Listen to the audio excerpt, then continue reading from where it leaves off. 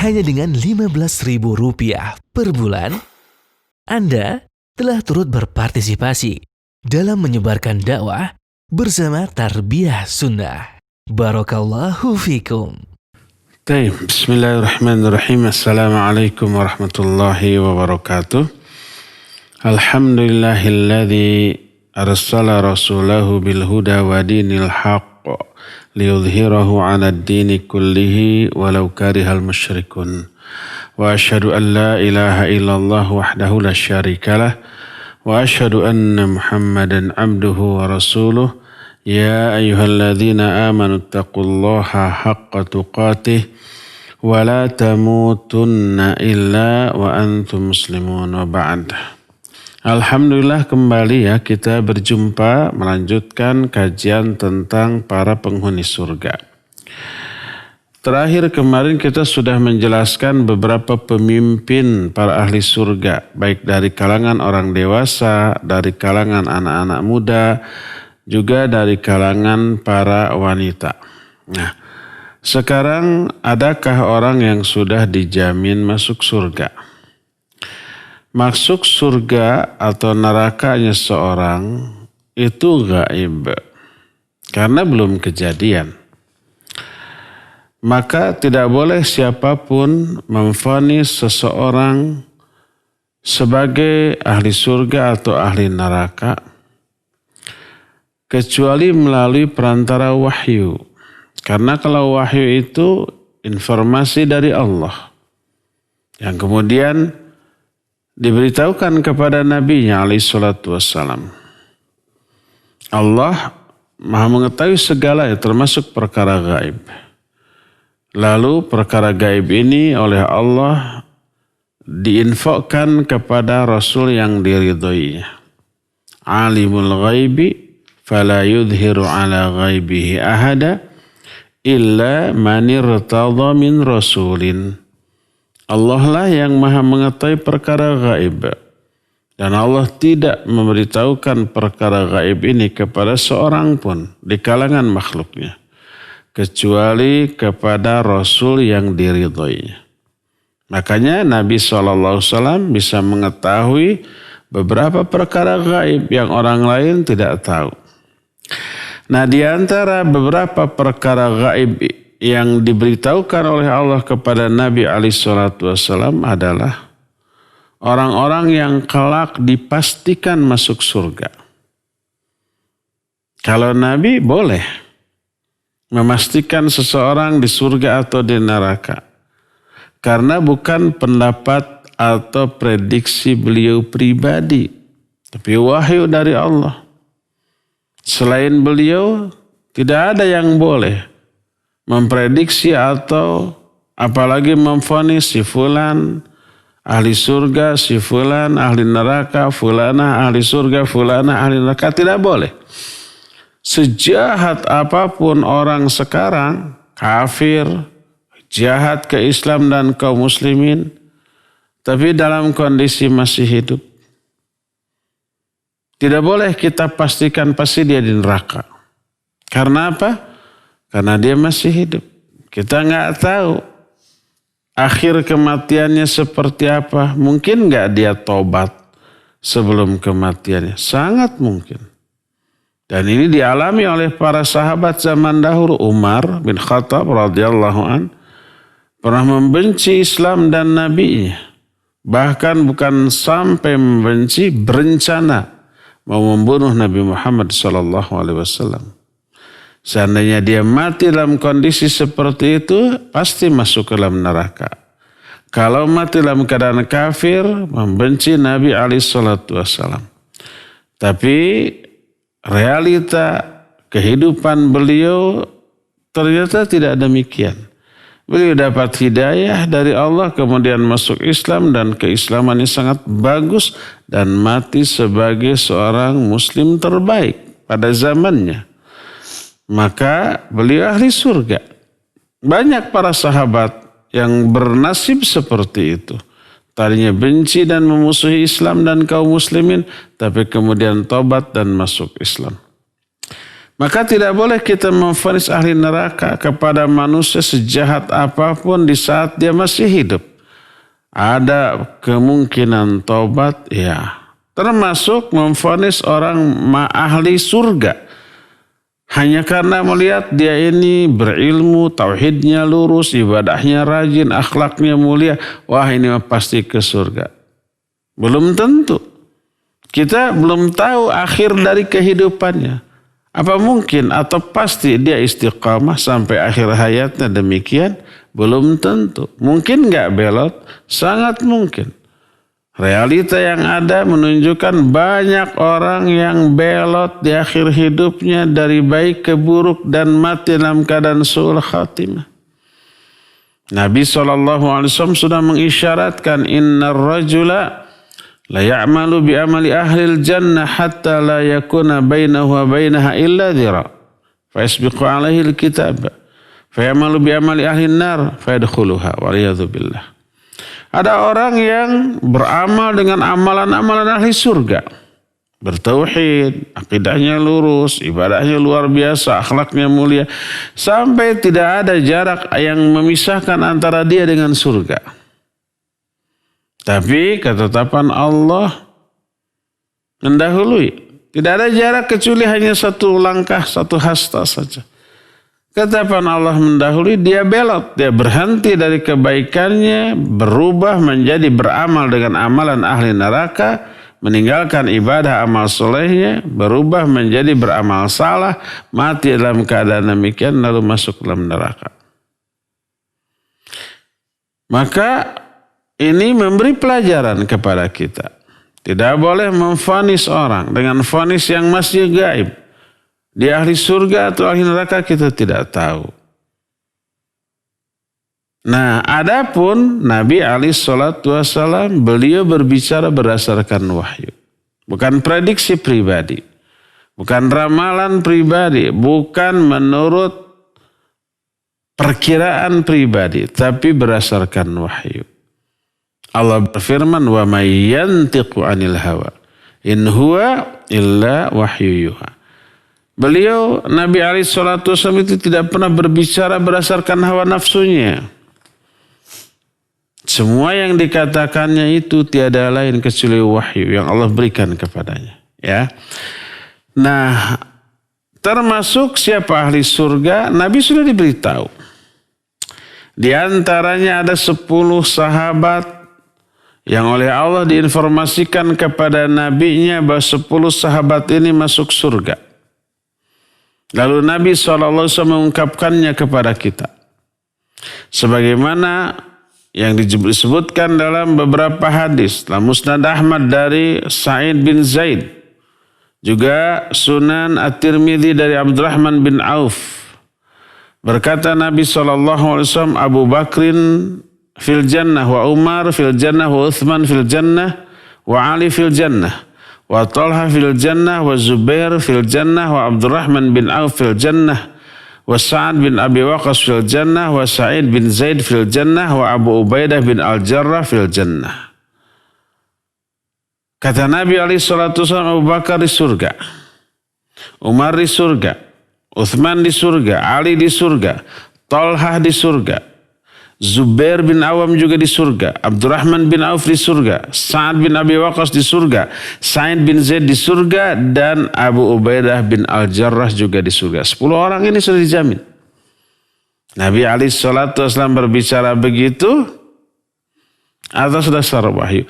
Dan ke-10 orang ini istiqamah di atas keislamannya, ketaatannya sampai akhir hayat. Matinya pun tetap di atas Islam. Dalam hadis lain diriwayatkan oleh Imam Ahmad, Abu Daud dan Ibnu Majah. Hadis ini diterima dari Sa'id bin Zaid dengan lafaz yang sedikit berbeda dengan hadis tadi. Berkata Nabi SAW, "Asharatun fil jannah. An-nabiyyu fil jannah.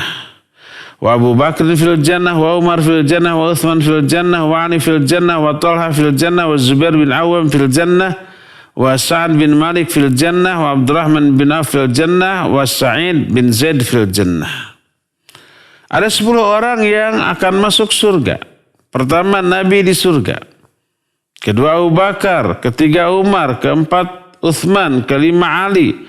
Keenam, Talha. Ketujuh, Zubair bin Awam. Kedelapan, Sa'ad bin Malik. Kesembilan, Abdurrahman bin Auf. Dan kesepuluh, Sa'id bin Zaid. Sanad hadis ini sahih. Rasul sallallahu alaihi wa alihi wasallam suatu saat beliau duduk-duduk di sebuah perkebunan kurma milik Aris dan Abu Musa Al-Ash'ari radhiyallahu an saat itu menjaga pintu masuknya. Tiba-tiba datang Abu Bakar meminta izin untuk masuk. Berkatalah Rasul sallallahu alaihi wasallam, "Idzan lahu wa basyirhu bil jannah." Berkata Nabi kepada Abu Musa, izinkan dia dan beri kabar dia dengan surga. Izinkan Abu Bakar untuk masuk dan beri kabar gembira kepada dia bahwa dia akan masuk surga. Masuklah Abu Bakar, duduk. Tak lama kemudian datang Umar, minta izin masuk. Kata Nabi alaihi salatu wasallam, "Idzan lahu basyirhu bil jannah." Izinkan dia masuk dan beri kabar kepada dia tentang surga. Masuk juga. Tsumma jaa Utsman, lalu datanglah Utsman. Minta izin pula. Apa kata Nabi alaihi salatu wasallam? Idzan lahu wa basyirhu bil jannah ala balwa tusibuh. Izinkan dia masuk, beri kabar dia bahwa dia akan masuk surga karena bala yang akan menimpahnya. Bala itu ya ujian dan cobaan, penderitaan. Dan memang terbukti di zaman Utsman mengalami bala yang luar biasa dahsyatnya. Sampai Umar dibunuh oleh beberapa orang. Hadis ini menunjukkan tiga orang ini adalah orang yang sudah dijamin masuk surga. Abu Bakar, Umar, dan Utsman. Dalam riwayat lain, Ibnu Asakir dengan sanad yang sahih, yang sanadnya sampai kepada Ibnu Mas'ud radhiyallahu anhu. Dari Nabi alaihi salatu wasallam beliau bersabda, "Al-qaimu ba'di fil jannah, walladhi yaqumu ba'dahu fil jannah, wal-thalith wal-rabi fil jannah." Kata Nabi alaihi salatu wasallam, orang yang akan memimpin setelah aku akan berada di surga. Siapa yang memimpin setelah beliau? Abu Bakar. Dan orang yang memimpin setelahnya juga akan ada di surga, yaitu Umar. Juga yang ketiga dan yang keempat. Pemimpin ketiga dan pemimpin keempat juga akan ada di surga. Ketiga ada Utsman dan keempat adalah Ali bin Abi Thalib radhiyallahu anhu. Hadis riwayat Imam At-Tirmidzi dan Al-Hakim dengan sanad yang sahih dari Aisyah radhiyallahu anha, berkata Rasul alaihi salatu wasallam kepada Abu Bakar, "Anta atiqum minan nar." Engkau adalah orang yang akan terbebas dari api neraka. Dan ini menunjukkan akan masuk ke dalam surga. Ya, inilah keterangan-keterangan yang menjelaskan 10 orang yang sudah dijamin oleh Nabi alaihi salatu wasallam sebagai ahli surga. Selain 10 orang yang diterangkan tadi, ada juga beberapa sahabat lain yang sudah dijamin masuk surga oleh Nabi alaihi salatu wasallam. Siapakah orang-orang di luar 10 orang tadi? Pertama, Ja'far bin Ali bin Abi Thalib dan Hamzah bin Abdul Muttalib. Ja'far ini saudara kandung dari Ali bin Abi Thalib. Adapun Hamzah bin Abdul Muttalib adalah salah satu paman Nabi alaihi salatu wasallam. Disebut juga dengan sebutan singa Allah. Sebagai syahid. Salah satu di antara syuhada perang Uhud. Beliau gugur di medan perang Uhud, ditombak pada dadanya oleh seorang budak saat itu namanya Wahsy atas perintah Hindun. istrinya Abu Sufyan radhiyallahu anhu, yang saat itu masih musyrik. Di perang Uhud menjadi musuh. Wahsy diberikan amanat khusus, kamu incar tuh Hamzah. Wahsy ini seorang ahli tombak. Kata Wahsy, kalau aku sudah membidik, aku tidak pernah meleset. Diincarlah Hamzah. Kemudian setelah dapat posisi yang tepat, dilempar dengan tombak dan menancap di dada Hamzah, gugur sebagai syahid. Maka karena mati dalam keadaan di medan perang, dijamin dia masuk surga. Sebagaimana diterangkan dalam Sunan At-Tirmidzi, juga Musnad Abu Ya'la, Mustadrak Al-Hakim dan yang lain-lainnya dari Abu Hurairah radhiyallahu an, berkata Nabi alaihi salatu wasallam, "Ra'aitu Ja'far bin Abi Thalib malakan yatiru fil jannah bi janahaini." Aku melihat Ja'far bin Abi Thalib, dia dibawa oleh satu malaikat terbang ke surga dengan kedua sayapnya. Hadis ini sahih sebagaimana diterangkan dalam kitab Sahih Al-Jami' As-Shaghir. Dalam riwayat Imam At-Tabrani dan Ibnu Adi serta Imam Al-Hakim dari Ibnu Abbas radhiyallahu anhuma, berkata Nabi SAW, "Dakhaltul jannatal bariha fanadartu fiha fa idza Ja'far yatilu ma'al malaikah wa idza Hamzah muttaqiun 'ala sarir." Kata Nabi SAW, aku masuk surga tadi malam. Salah satu wahyu atau salah satu nubuah, bukti kenabian beliau. Aku masuk ke dalam surga tadi malam. Aku lihat ke dalamnya. Tiba-tiba aku melihat Ja'far terbang bersama malaikat. Dan aku melihat Hamzah sedang bersandar di atas dipan-dipan yang mewah. Dan ini menunjukkan kedua orang ini sudah dijamin masuk surga. Bahkan berkata Nabi SAW tentang Hamzah bin Abdul Muttalib dalam hadis yang sahih diriwayatkan oleh Imam At-Tirmidzi dalam kitab Sahih Al-Jami' Sayyidus Syuhada Hamzah bin Abdul Muttalib. Pemimpin para syuhada adalah Hamzah bin Abdul Muttalib. Berarti dengan ini kita sudah mengerti 12 sahabat. 10 yang tadi sebutkan, 2 lagi adalah Ja'far bin Abi Thalib radhiyallahu an dan juga Hamzah bin Abdul Muttalib radhiyallahu an. Ada lagi sahabat lain yang juga dijamin masuk surga, namanya Abdullah bin Salam. Sebagaimana hadis riwayat Imam Ahmad, Tabrani dan juga Al-Hakim dengan sanad yang sahih dari Mu'adz bin Jabal radhiyallahu an. Dia berkata, qala Rasul alaihi salatu wasallam Abdullah bin Salam ashiru ashrah fil jannah. Kata Mu'adz, berkata Nabi SAW bahwa Abdullah bin Salam adalah orang yang ke-10 dari 10 orang yang masuk surga. Ada lagi sahabat lain namanya Zaid bin Harithah radhiyallahu an.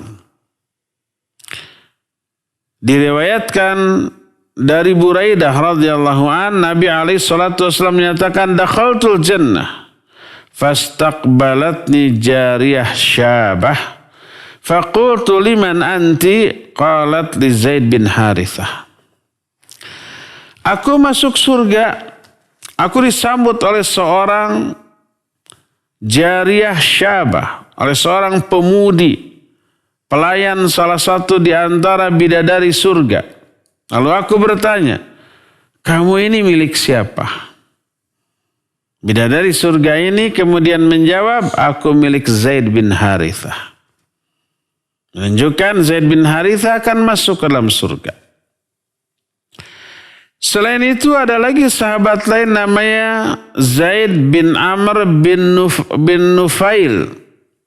Zaid bin Amr bin Nufail ini dijamin masuk surga berdasarkan hadis dari Aisyah radhiyallahu anha, diriwayatkan oleh Imam Ibnu Asakir dengan sanad yang hasan, berkata Rasul alaihi salatu wassalam, dakhaltul jannah faraitu li Zaid bin Amr bin Nufail darajatain.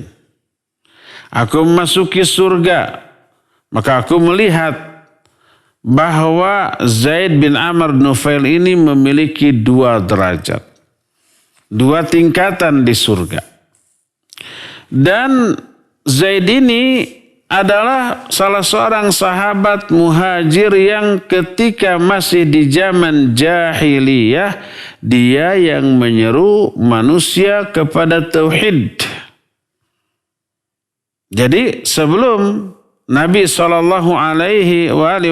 datang, masa jahiliyah, dia sudah menyeru orang untuk hanya menyembah Allah semata-mata. Makanya begitu Nabi SAW diangkat menjadi Nabi dan Rasul, menyeru kepada tauhid, sudah klop. Makanya masuk Islam sejak awal. Dan dia turut mengajak manusia kepada tauhid. Selain itu ada lagi sahabat namanya Harithah bin Nu'man.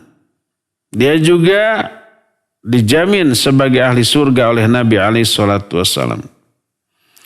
Diterangkan dalam hadis riwayat Imam At-Tirmidzi dan Al-Hakim dari Aisyah radhiyallahu anha, bahwa Rasul SAW bersabda, dakhaltul jannah fasami'tu fiha qira'ah.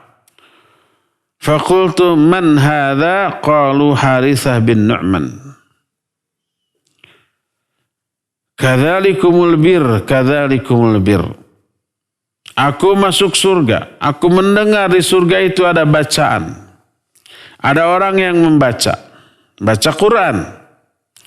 Aku bertanya, siapakah orang ini yang baca Al-Quran ini? Dijawab Harithah bin Nu'man. Seorang sahabat terkenal dengan sebutan muadzin Rasul alaihi salatu wassalam. Yang tadinya mantan hamba sahaya, masuk Islam dengan keislaman yang kuat, tegar, setegar batu karang di lautan. Disiksa habis-habisan agar murtad dari Islam, beliau tidak mau murtad dari Islam. Lebih baik menderita di atas keislaman. Siapakah beliau? Beliau adalah Bilal bin Abi Rabah.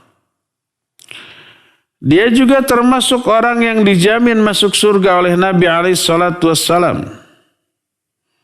Diceritakan dalam hadis riwayat Imam At-Tabrani dan juga Ibnu Adi dengan sanad yang sahih. Diterima dari Umamah radhiyallahu an. Nabi SAW bersabda, dakhaltul jannah fasami'tu khashfata baina yadayya. Qultu ma hadhihi al-khashfah? Faqila hadha Bilal yamshi amamak. Aku masuk ke dalam surga.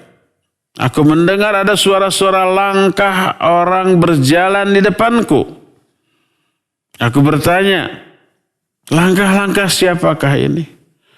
Dijawab, ini adalah langkah Bilal, dia sedang berjalan di depanmu. Dalam kitab Musnad Ahmad dengan sanad yang sahih dari Ibnu Abbas radhiyallahu anhuma, Nabi SAW bersabda, dakhaltul jannah lailatan usriya bi, fasami'tu min janibiha wazza, faqultu ya Jibril ma hadha? Qal Bilalul muadzin. Aku masuk surga pada waktu malam ketika aku diisrakan. Aku melihat di sampingnya itu ada satu singgasana. Lalu ditanya, wahai Jibril, ini punya siapa? Ini adalah punya Bilal, seorang muadzin. Dan banyak lagi keterangan lain yang menunjukkan bahwa Bilal ini ahli surga. Ada lagi sahabat lain namanya Abu Dahdah. Abu Dahdah terkenal sebagai orang yang sangat-sangat dermawan, Karena kedermawanannya, dia ini banyak membantu kaum muslimin yang kesulitan secara ekonomi. Dia tidak merasa sayang terhadap hartanya, bahkan harta ini bukan sekedar harta, tapi sumber penghasilan. Itu kebun kurma yang sangat luas. Dalam hadis riwayat Imam Muslim dalam kitab Sahihnya, juga Imam Abu Dawud dalam kitab Sunannya, juga Imam At-Tirmidzi dan Imam Ahmad dari Jabir bin Samurah radhiyallahu an. Berkata Nabi alaihi salatu wassalam, "Kam min adqin mu'allakin li ibni Dahdah fil jannah." Betapa banyaknya pohon-pohon kurma bagi Abu Dahdah di surga nanti. Abu Dahdah adalah orang yang mensedekahkan sebaik-baik perkebunan yang ada di Madinah saat itu. Ketika musim paceklik, kesulitan ekonomi melanda kaum muslimin saat itu, Abu Dahdah datang kepada Rasulullah SAW lalu mensedekahkan kebun kurma terbaik yang ada di kota Madinah. Semuanya itu untuk fisabilillah. Maka mendengar hal itu, Nabi SAW menyatakan betapa banyaknya nanti pohon-pohon kurma yang akan diberikan oleh Allah kepada Abu Dahdah di surga. Abu Dahdah ini orang yang begitu ayat turun sangat langsung tergiur dengan isinya. Ayat tersebut terdapat dalam surah Al-Baqarah ayat 245. Allah Azza wa Jalla berfirman, "Man dzalladzi yuqridullaha qardan hasana fayudha'ifahu lahu wa lahu ajrun karim." Siapa orang yang memberikan pinjaman yang baik kepada Allah, mana infak dan sedekah untuk kepentingan fisabilillah. Siapa yang memberikan pinjaman yang baik kepada Allah, maka Allah akan lipat gandakan balasannya. Di dunia walahu ajrun karim, dan di akhirat bagi dia akan ada pahala yang sangat mulia. Begitu ayat ini turun, Abu Dahdah ini langsung kabita dengan balasan di akhirat, maka tak ragu, tak segan dia langsung mensedekahkan perkebunan kurma miliknya yang dianggap sebagai sebaik-baik perkebunan yang ada di Madinah. Disebut dengan sebutan afdalu basatin al-Madinah. Seutama-utama atau sebaik-baik perkebunan kurma yang ada di Madinah. Begitu mendengar firman Allah, "Man dzalladzi yuqridullaha qardan hasana fayudha'ifahu lahu wa lahu ajrun karim." Siapa orang yang memberi pinjaman yang baik kepada Allah, Allah akan lipat gandakan balasannya. Dan bagi dia pahala yang amat sangat besar. Maka tak segan-segan Nabi SAW menyatakan betapa banyaknya pohon-pohon kurma yang sangat matang di akhirat, di surga bagi Abu Dahdah ini. Yang menunjukkan beliau akan masuk ke dalam surga karena perbuatannya.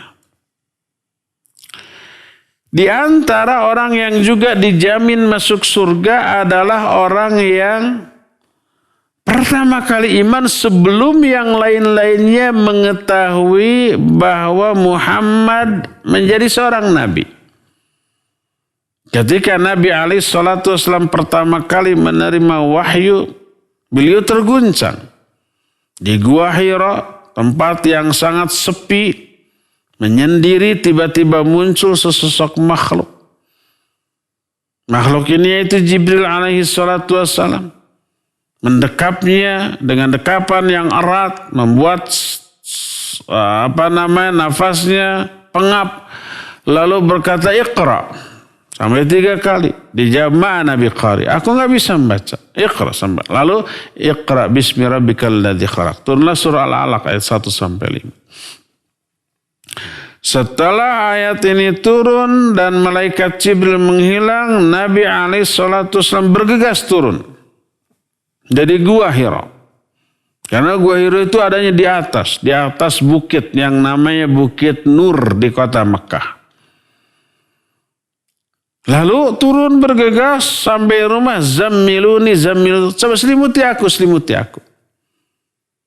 Datang ke istrinya, Khadijah Al-Kubra radhiyallahu anha. Diselimuti, dihibur dan seterusnya. Lalu dibawa ke salah satu saudara sepupu Khadijah yang saat itu dikenal sebagai seorang pendeta. Namanya siapa? Waraqah bin Naufal. Apa kata Waraqah bin Naufal? Dia menyatakan hadan namus. Yang datang itu namus, itu malaikat Jibril dalam bahasa Ibrani. Lalu dia menyatakan, seandainya aku masih hidup ketika kamu diusir oleh kaummu, niscaya aku akan menjadi penolong.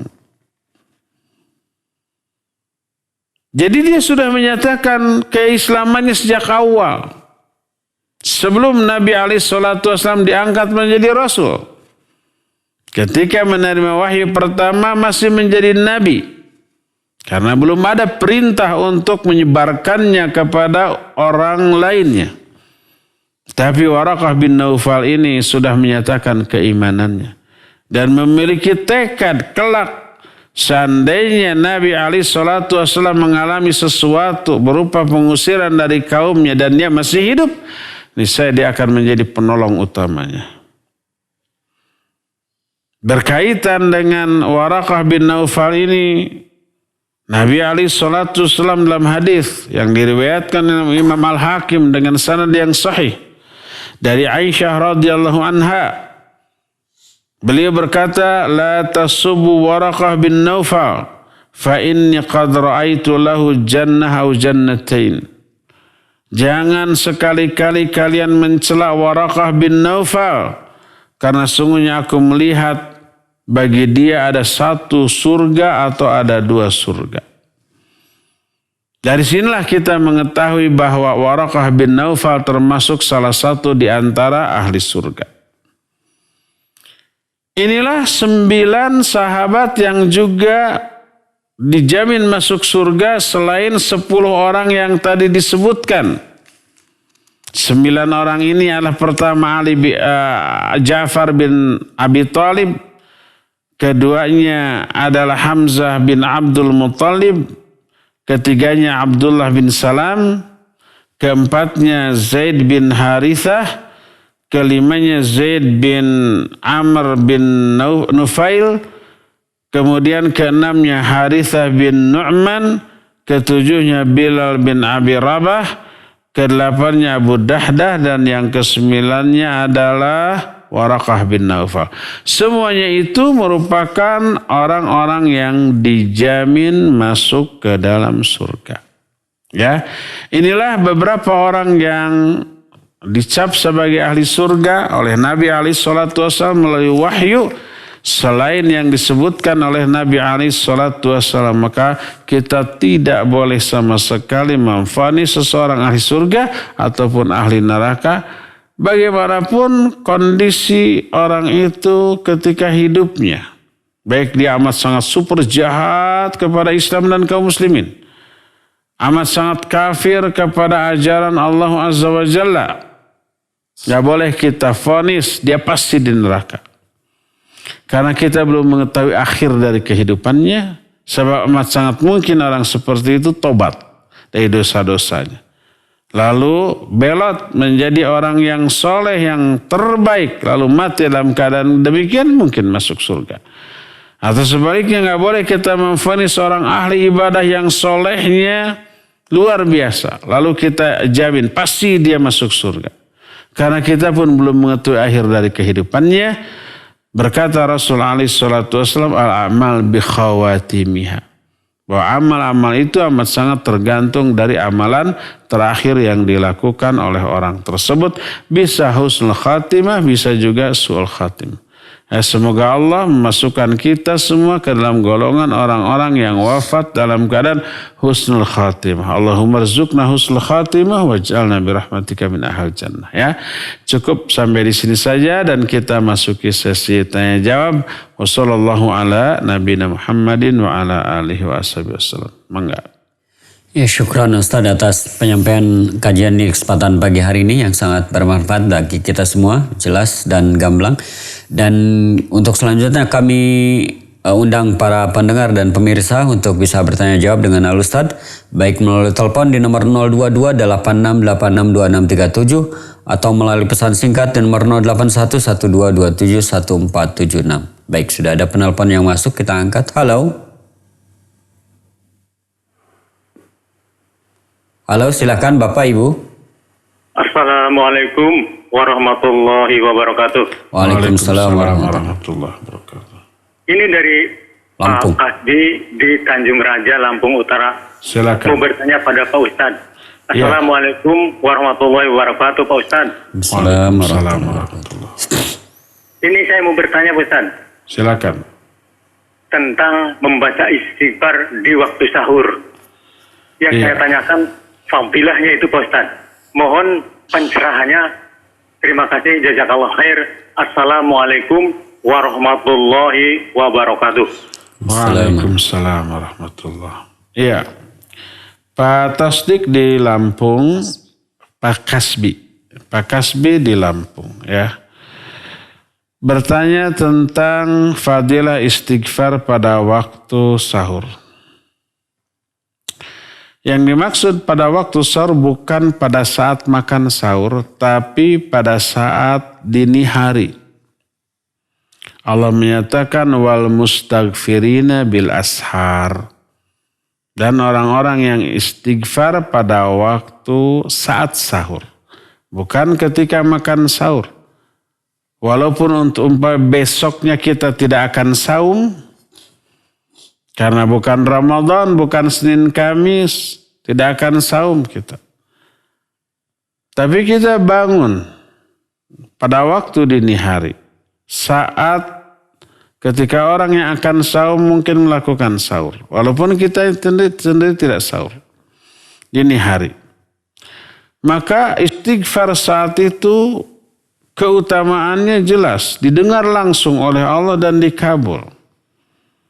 Karena saat itu Allah turun ke langit dunia. Yanzilu Rabbuna ila sama'id dunya hina yabqa thuluthul lailil akhir. Allah turun ke langit dunia pada saat malam tersisa sepertiga akhirnya. Lalu dia menantang, siapa yang meminta ampunan padaku saat ini pasti akan aku ampuni. Dan siapa orang yang meminta sesuatu kepadaku pasti akan aku berikan permintaannya. Saat itu adalah salat yang mustajab untuk berdoa termasuk beristighfar dan minta ampunan kepada Allah subhanahu wa ta'ala. Maka istighfar atau berdoa di saat itu jauh lebih mustajab dibanding istighfar atau doa di saat-saat lainnya. Itu salah satu di antara keutamaannya. Sekali lagi yang dimaksud istighfar pada saat sahur, waktunya maknanya adalah pada saat dini hari. Walaupun kita tidak sedang sahur. Adapun kalau esoknya kita mau saum lalu sebelum adzan subuh kita makan sahur lalu berdoa, ya itu lebih utama juga. Karena orang yang sedang makan sahur memiliki keutamaan memperoleh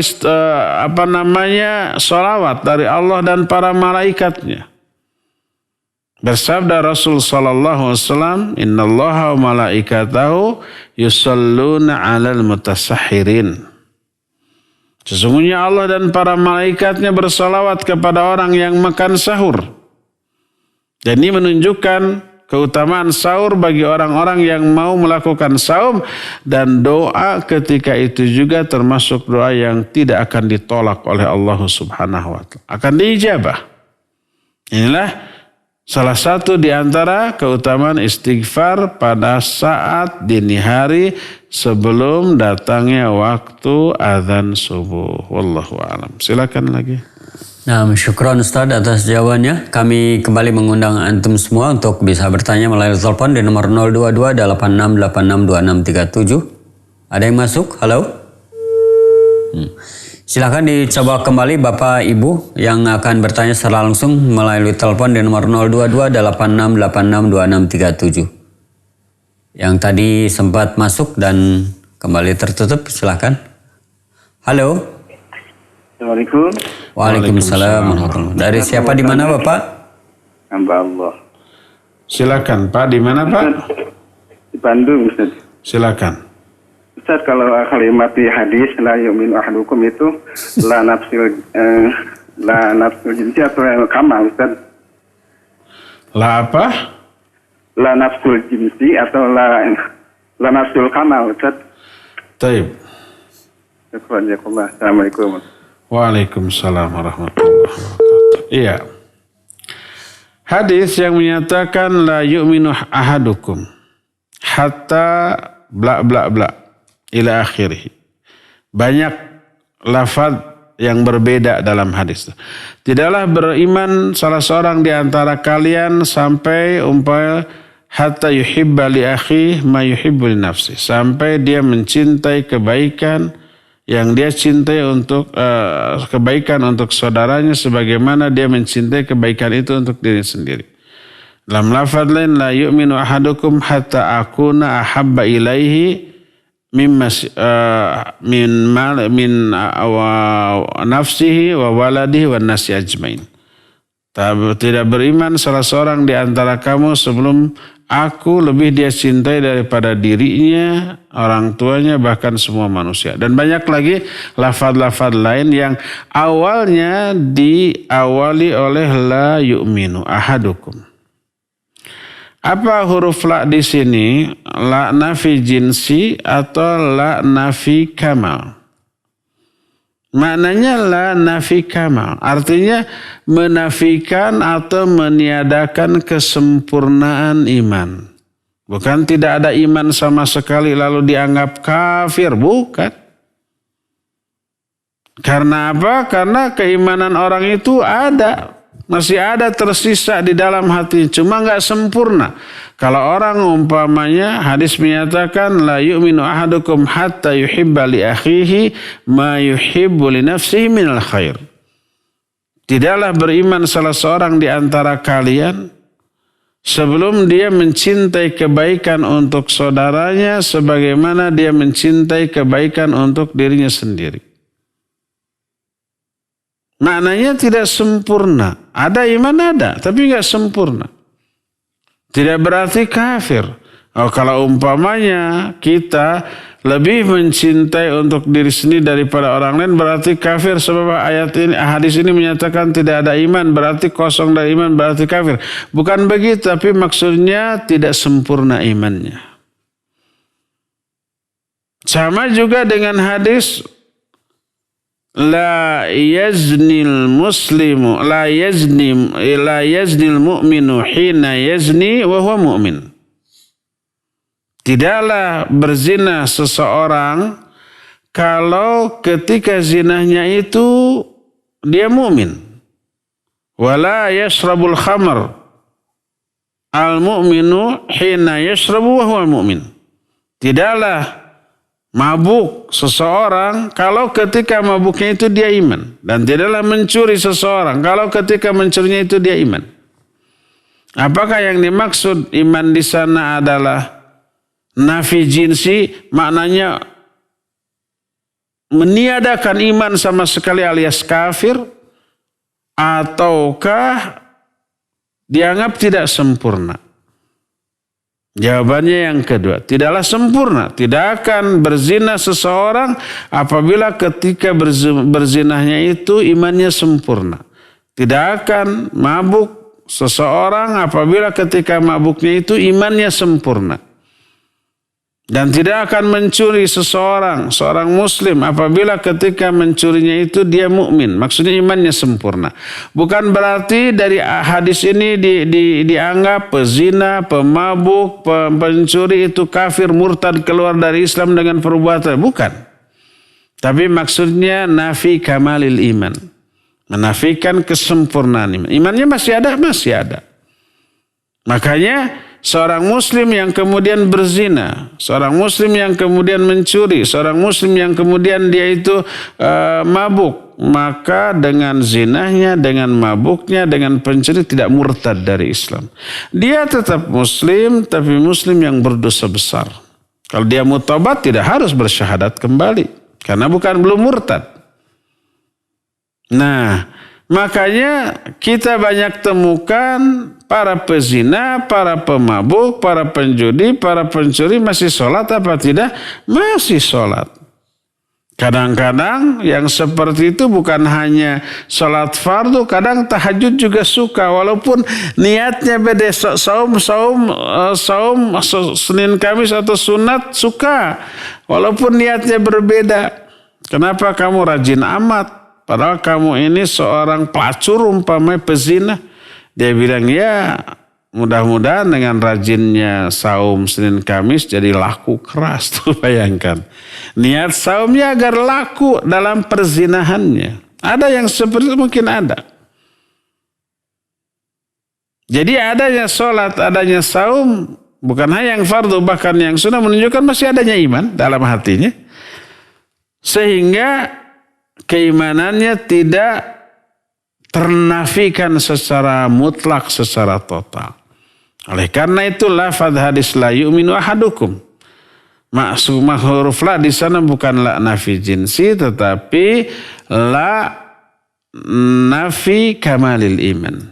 Bukan menafikan iman secara keseluruhan sehingga kosong dan dianggap kafir, bukan. Tapi maksudnya menafikan kesempurnaan iman orang tersebut. Orang itu ada iman tapi tidak sempurna, kurang. Makanya terjerumus ke dalam dosa-dosa besar yang dilarang. Wallahu a'lam. Silakan lagi. Nah, syukran Ustaz atas jawabannya. Kami persilakan bagi yang akan bertanya secara langsung melalui telepon di nomor 022 8686 2637. Baik, yang barangkali ada kaitannya dengan jawaban Ustaz tadi, ada pertanyaan dari salah seorang pendengar kita, Ustaz, dari Umu Bagus dari Jakarta. Bagaimana dengan orang yang memang berniat untuk masuk neraka? Apakah masih bisa dikatakan muslim atau memang termasuk penduduk neraka? Iya, barakallahu fiik. Ada orang yang berniat masuk neraka. Iya. Ada ya kayak gitu. Ada artis, Ustaz. Nah, supaya ketemu sama artis-artis lain katanya di neraka.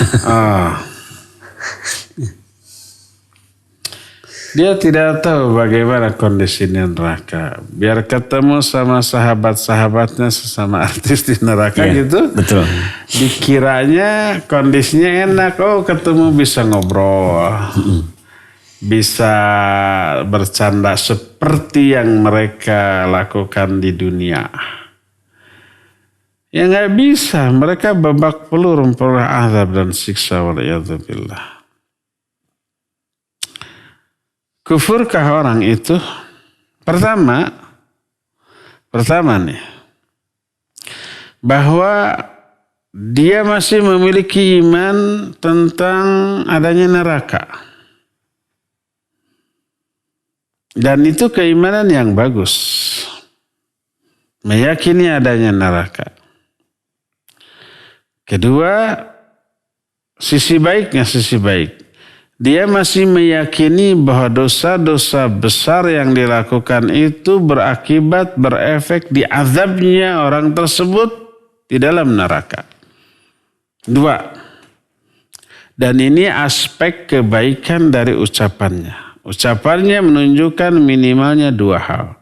Dia meyakini adanya neraka. Yang kedua, meyakini bahwa para pelaku dosa besar itu terancam dengan neraka. Adapun aspek buruknya adalah nekat dia, menantang, tahu bahwa itu neraka dahsyat tapi tidak takut. Disangkanya apa? Dikiranya neraka itu kayak penjara gitu. Masih bisa makan, masih bisa tidur, masih bisa berjumpa dengan sesama tahanan gitu. Penjara di dunia bukanlah neraka. Neraka dunia mungkin, ya. Walaupun tidak semua. Sebab ada orang yang di penjara tapi senang gitu ya. Kamarnya ditata di ASEAN sedemikian rupa, mungkin ada. Tapi walaupun penjara itu membuat si penghuninya menderita, kerja paksa, hukum rimba berlaku, itu nggak ada apa-apa dibanding neraka yang sebenarnya di akhirat. Waliyadzubillah. Ya. Apakah dengan ucapannya itu kufur apa tidak? Belum kufur. Atau bukan belum? Tidak kufur. Karena tidak menunjukkan pengingkaran terhadap adanya neraka dan azab neraka, bahkan menunjukkan sebaliknya. Cuma dia tidak takut ke dalam neraka. Dan tidak takutnya dia ke dalam neraka, kepada neraka dan kepada azab Allah itu menunjukkan super lemahnya iman. Imannya ada dalam hatinya, tapi super lemah. Karenanya tidak takut. Para Allah menyatakan fattaqun nar allati waquduha an-nas wal hijar u'iddat lil kafir. Takutlah kamu ke dalam neraka yang kayu bakar itu terdiri dari manusia-manusia dan batu-batu yang disiapkan untuk orang-orang kafir. Jadi berdasarkan hal itu Allah menyuruh kita takut ke dalam neraka, dia tidak takut. Tidak takutnya terhadap murka dan azab Allah menunjukkan apa? Kekotoran hatinya. Menunjukkan bahwa imannya itu walaupun ada super tipis, hawa nafsunya yang super gede. Apakah pasti dia ke dalam neraka? Ya tidak. Karena apa? Karena kita belum tahu akhir dari kehidupannya. Mungkin nggak suatu saat dia bertobat? Amat sangat mungkin.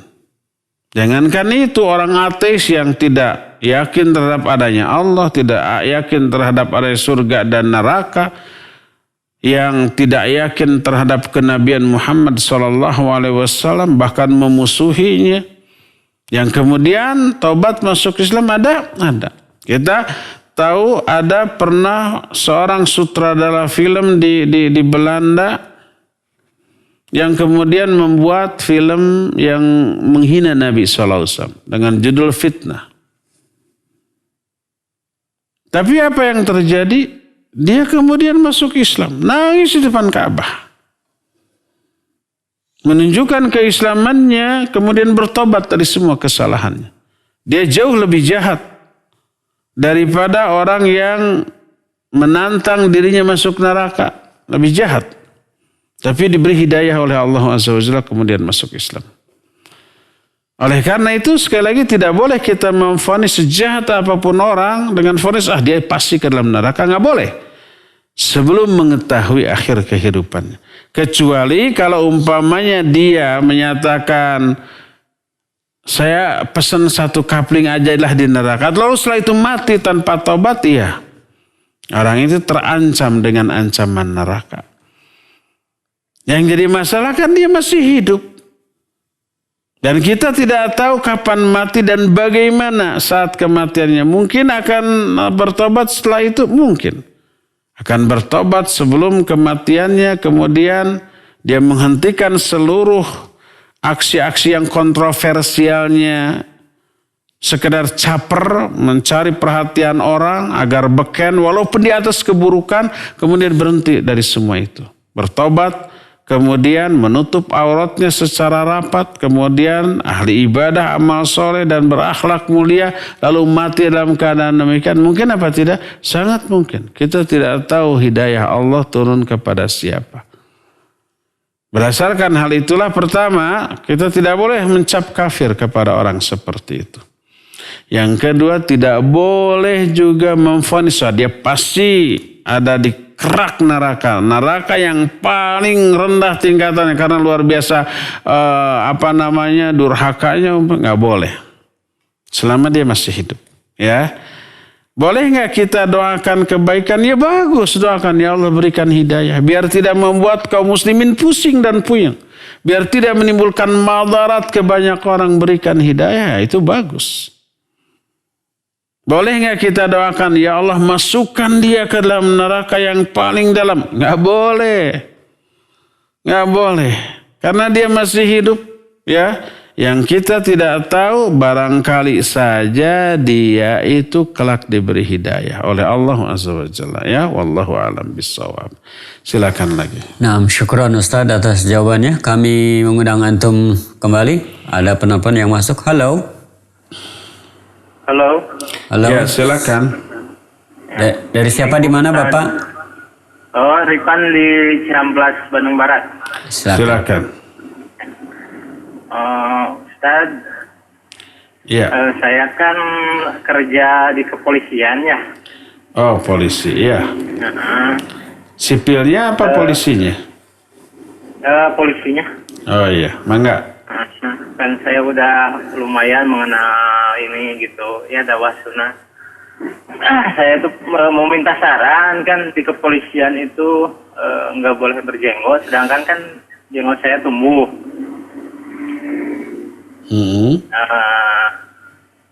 Jadi gimana ya, kalau kan saya selama ini mencoba bertahan dengan jenggot saya ini gitu di kedinasan saya, walaupun ada yang gitulah pendapatnya ke saya gitu. Seandainya gitu ada dua pilihan di kantor saya ini, keluar atau cukur jenggot gitu? Ya. Dua pilihannya, keluar atau cukur jenggot gitu? Iya, ya. Kalau pilihannya itu gimana? Taib. Siapa? Sudah? Nama Irfan, Pak? Ya. Namanya siapa? Ripan. Oh, Rifan. Iya. Sudah, Pak? Sudah, itu aja. Taib. Mohon sarannya, Ustaz. Taib. Jazakallahu khairan. Wa jazakallahu khairan. Warahmatullahi wabarakatuh. Waalaikumsalam warahmatullahi wabarakatuh. Iya, Pak Rifan, Pak Polisi. Ya, barakallahu fik. Iya, Pak Rifan tidak sendirian.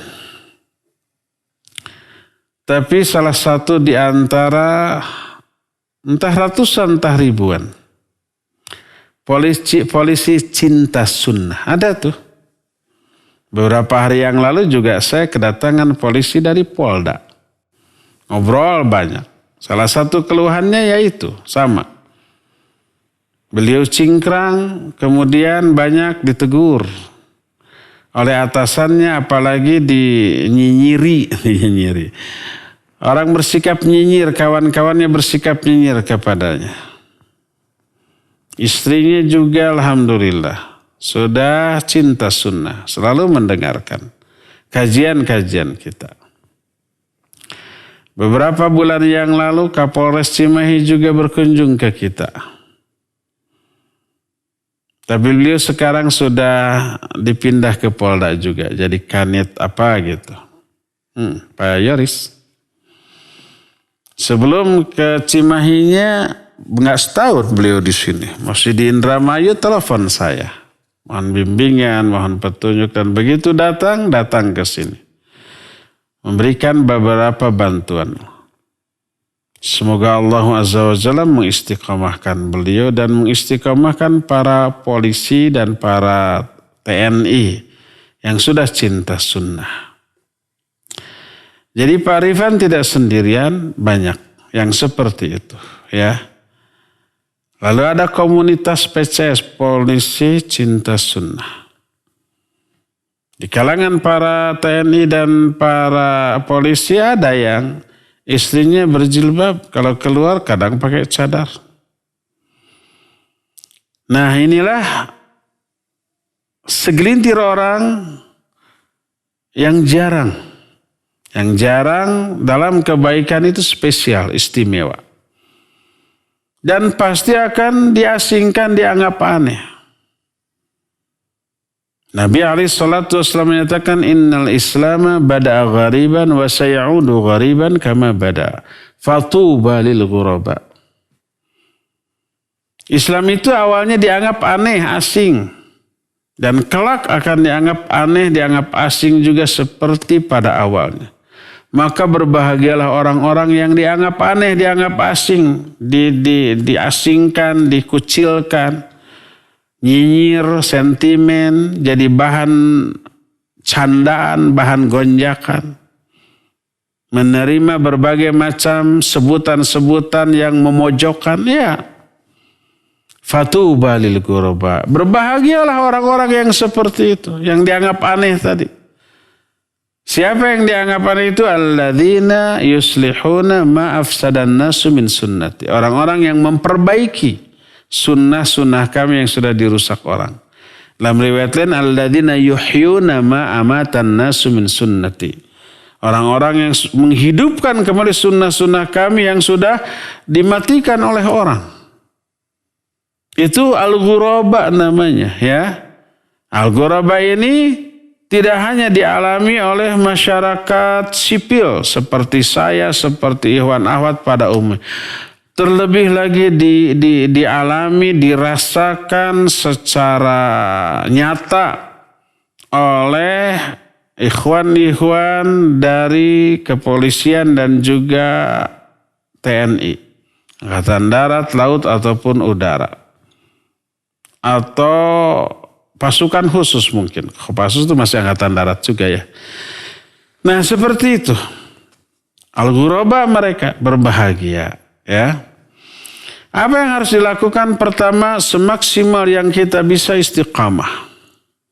Kalau hanya teguran, hanya cibiran, ataupun hanya celaan, hinaan, sikap dan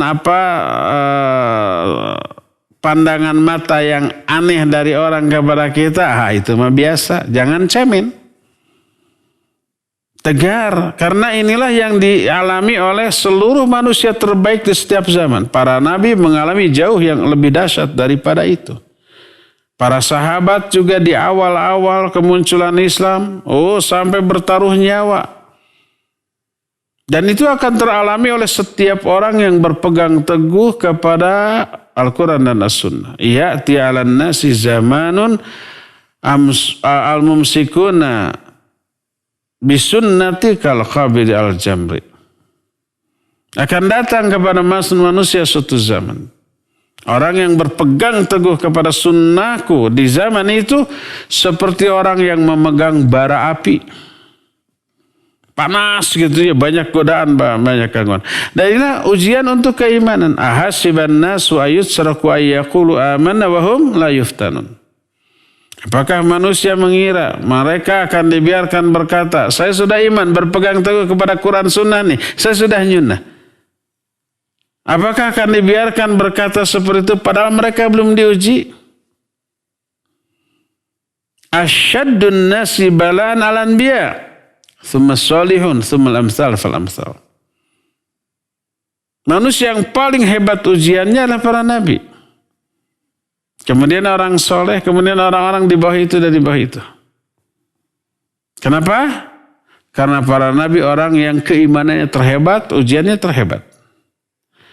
Yubtalar rajulu ala hasbi dinih, fa in kana fi dinihi salabah zidalahu fil bala.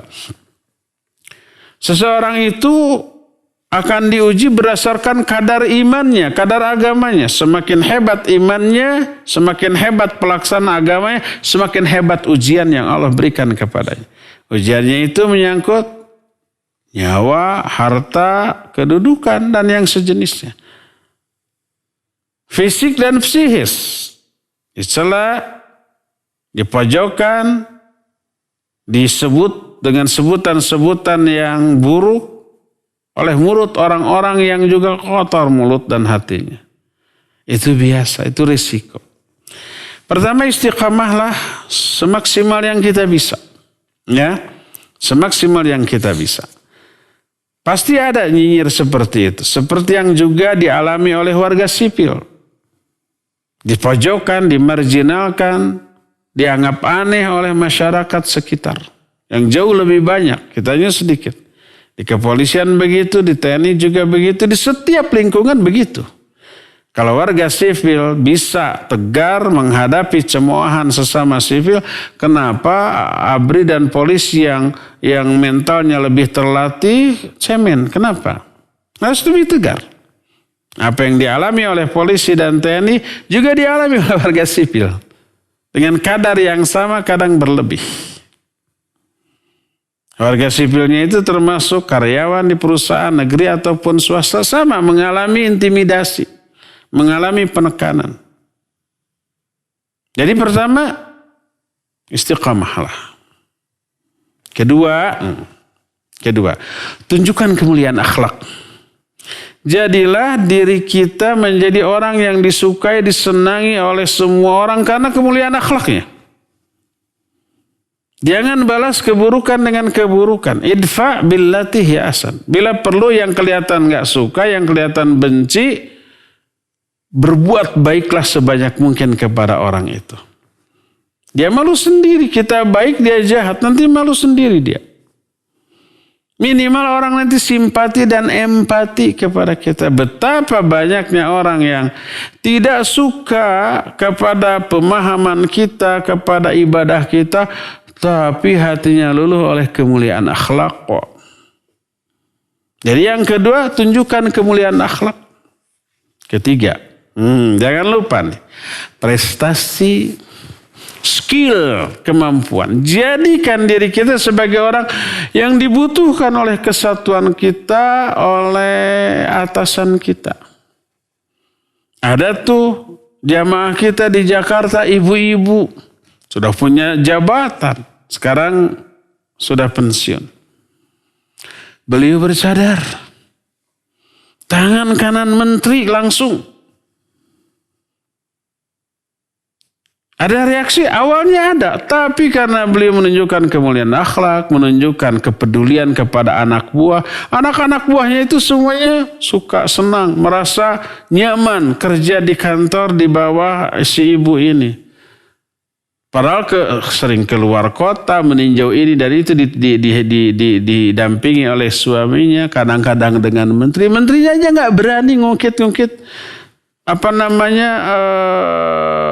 pakaiannya yang menutup seluruh aurat sampai menutup juga wajahnya sampai pensiunnya. Nggak ada yang mengutik-ngutik. Kenapa? Tenaganya dibutuhkan, kemampuannya dibutuhkan. Cara memimpinnya membuat semua orang itu nyaman. Atasannya nggak berani macam-macam kepada dia. Bukan karena apa-apa, tapi karena memang keberadaan dia itu mengkondisikan orang untuk taat, untuk disiplin, untuk jujur, untuk bekerja semaksimal yang dia bisa. Nggak berani tuh, ya. Jadi kalau umpamanya seorang karyawan, polisi atau ABRI, dia berbeda penampilannya, menampakkan sunnah, tapi akhlaknya baik, akhlaknya mulia. Semua orang suka, yang sentimen-sentimen juga jadi senang. Ketika dia ada penekanan secara dinas umpama karena penampilannya, orang-orang banyak simpati, banyak empati. Hubungan pribadi dengan atasan, dengan bawahan, dengan sesama baik, itu akan segen loh. Apalagi kita punya skill, punya kemampuan, punya prestasi yang membanggakan, yang membuat orang itu salut kepada kita. Maka insya Allah keberadaan kita dianggap aneh, tapi tetap tak ada yang berani mengutak-ngutik. Bahkan nanti menginspirasi banyak orang, ya. Awalnya suka ke orangnya karena kemuliaan akhlaknya, akhirnya suka kepada semua kebiasaannya. Suka kepada cara berpakaiannya, suka kepada penampilannya yang berjenggot dan yang sejenisnya, ya. Itu yang saya amat sangat tekankan kepada siapapun, baik kepolisian ataupun TNI ataupun karyawan sipil di perusahaan swasta ataupun negeri termasuk PNS yang ada mungkin aturan apakah tertulis ataupun tidak tertulis. Pertama, tetaplah istiqamah semaksimal yang kita bisa. Yang kedua, tunjukkan kemuliaan akhlak. Menjadi orang yang disukai oleh banyak pihak. Satu dua yang benci ya pasti ada ya. Walaupun sebaik apapun akhlak kita. Jalin hubungan baik dengan semua pihak dan tunjukkan prestasi. Tingkatkan skill, kemampuan, kedisiplinan, kejujuran, dan sejenisnya, kepedulian kepada sama, maka itu akan membantu eksistensi kita, keberadaan kita di lembaga tempat kita bekerja tersebut ya. Semoga Allah memudahkan urusan semua ikhwan dan akhwat dimanapun berada, dan semoga mengistiqamahkan kita di atas kebenaran, dan semoga juga orang-orang yang tidak suka kepada pengamal-pengamal sunnah ini luluh hatinya dengan kemuliaan akhlak kita ya. Cukup ya, sampai di sini saja. Insyaallah kita jumpa kembali nanti jam 8 membahas kitab Ad-Da'wah Dawa. Subhanakallahum bihamdik asyhadu an la ilaha illa anta astaghfiruka wa atubu ilaik. Walhamdulillah rabbil alamin. Wassalamualaikum warahmatullahi wabarakatuh.